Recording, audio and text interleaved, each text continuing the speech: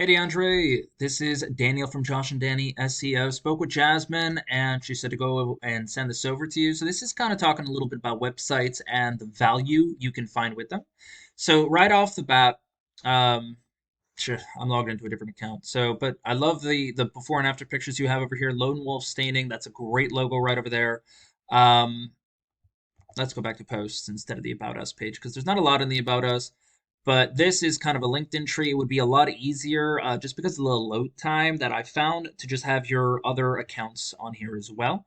I do like how you're consistently posting. One day ago, December 10th.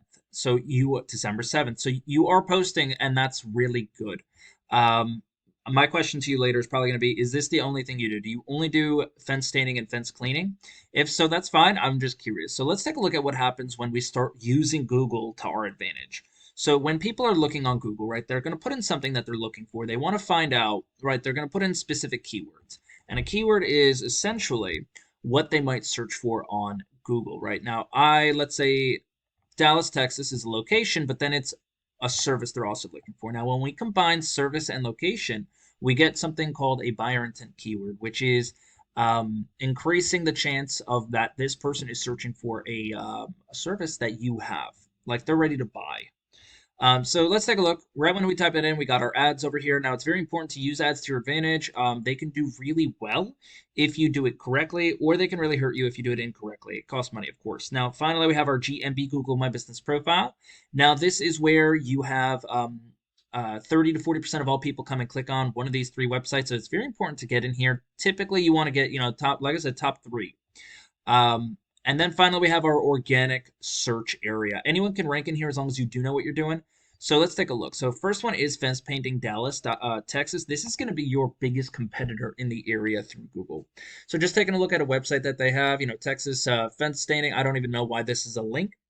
But then they have call. It's not a click to call button, so I'm very disappointed in them because you want it to be click to call. They do have a menu over here, which is good. Old, clean, stain, good for them. Why choose us?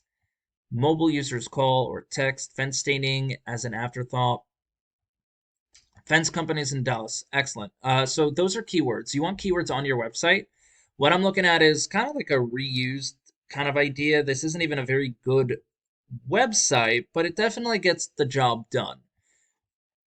I don't know what format they're even using. I think they're just using like they're not even using like a format that will work for laptops and stuff. This is probably just phone and I don't know what those things are called, tablets and stuff. But regardless, let's take a look at what's going on behind the scenes for Google. So I use this tool called Ahrefs, which lets me know exactly how they're ranking for everything. So a UR rating is basically, how strong Google likes their website. And then a DR rating is how much Google trusts them. Now, you want these to be in the 30s and 40s with a ratio of 1 to 1. Now, they have 204 backlinks. Now, a backlink is where you have your website linked somewhere else and somebody can click on it. And a referring domain is when it comes back to you. Now, they have 69 referring domains with 122 organic keywords. So they have 122 of those different variations of what somebody might type in Google to find their specific service.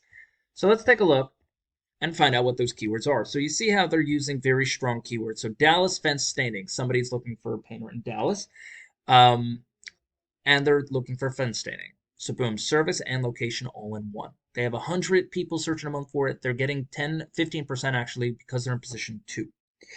And just as you scroll down, like fence staining, by the way, is not a good one because 2,500 people search for it. Sure, they're getting 13, but they can be anywhere in the United States. So you want it, like I said, to be very specific. Anyone in Texas could have searched for this. So again, not very good.